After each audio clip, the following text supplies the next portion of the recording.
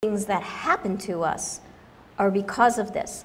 But as humans, well, if we're not even acknowledging that there really is a soul, how are we going to begin to even uncover and untap this science? And I've learned some fascinating things from them. Now, this is where you put your hat on and decide, even though I'm speaking authoritatively, don't let it fool you. You have to decide for yourself whether it's true or not. From what I have learned, the human being is a unique experience that's a symbiont experience. That there is this energetic, electric residue, if you want to call it, that comes in and binds with the biological unit. And there are two dual operating systems that coexist, which I think is interesting because if you know anything about the human body, you know you have the sympathetic and the parasympathetic nervous systems which work together. One controls the powerful things like blinking, heart beating, respirations. The other one says, I think I'm going to move my hand and stroke my hair, and I want to eat, and I'm going to do some more complex operations. Apparently, there are two systems that learn to coexist in our systems, in our body. And one is the one that is related to the biological unit. And when we become activated, and our soul gets turned on more as a primary listening point, then that operating system comes into greater power, and it gives you greater discipline, and it gives you greater understanding and greater control to move forward as a more evolved, willful human being. Now, there's a whole, obviously we don't have time for this, you know, how the soul binds and how it separates, but the one interesting thing that I think is really pertinent that I want to mention is that a lot of you have heard about with extraterrestrial experiences, people become paralyzed and they can't move. What they showed me is that many of the races know how to actually disengage the soul from the biological unit, and that they, oh crap, I forgot I'm on film. All right, well, I'm saying this publicly. What they do is, as they've explained to me, is that they actually can come in, and through their abilities, they can rotate your nervous system, and they can disengage it a little bit. And what they say is they just turn it a little bit so your synaptic junctions do not line up, and you're not able to control your body. And therefore, that's where the paralysis comes in. Again, I don't know if this is true. I have some medical and scientific background, but not to that extent. But I think it's really interesting, and I think it merits further exploration as we look into the new types of sciences that we should be exploring. So for those of you who have those paralytic type of encounters, oftentimes that's what happens. Or you come back from a lucid dream and you slam back into your body and you can't really move for a while. The alignment hasn't taken place. And the reason I'm sharing these types of things is that I want you to just look at life differently and say that there's many different explanations for all these crazy things that can happen out there. And some of them might make sense and might actually be proven if we move in the right direction in science.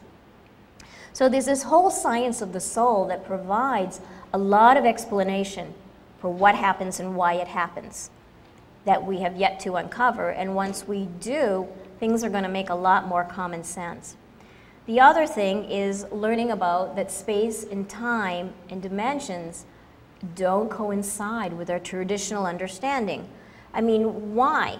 The human has an orientation, and why we just don't get it is because we think linear. We think up, we think down. We think left, right, east, west, north, south. And because of that, we have to learn to think more inside and outside and move in a different direction. I'm going to go really fast now because I just got the warning sign. All right. I want to talk to you real quickly, let you know that with time, space, and reality, that there is something called a nodal point. And when you hear about people talking about attraction and things coming to you, part of it is tied into this. And what we are able to do is we're able to get ourselves to this cruxus of time, space, energy, where everything can flow out. And you can do this through your consciousness. And what happens is when you get yourself to the power of this nodal point, and you start thinking in a conscious direction, you can redirect the flow of the futures that come to you. All right, so why are things happening now? Because, my friends, we have these new eyes and capacity to reinterpret the world. Life used to be like that. Life is now like this because we have technology. Technology has given us the insider course to the answers for many of the things that were not able to be understood before. And so our ancient alchemists are really today's modern scientists. So what I've done for that first part is I've given you a preview of what it's been like and some of the things that I've learned. Obviously, I can't dump 50+ years into the course of 45 minutes to an hour, but I wanted to give you a little bit of insight into what it's been like for me. But now I'm more interested in something far more important. It's not about me, it's about you. And this is what I want to spend the last 15 minutes talking to you about. You know, you all have come here and you've all talked to yourself about, you know, we've got this mission, we're awakening, we feel special. You have a new job assignment. And it's not that you're this great prophet or anything. You're really door holders. You're in concierge services because if you want people to think differently and be open to your ideas, you need to just gently introduce them to it in a way that's palatable to them. And that's what your responsibility is beside your own journey of awakening, you're also here for other people.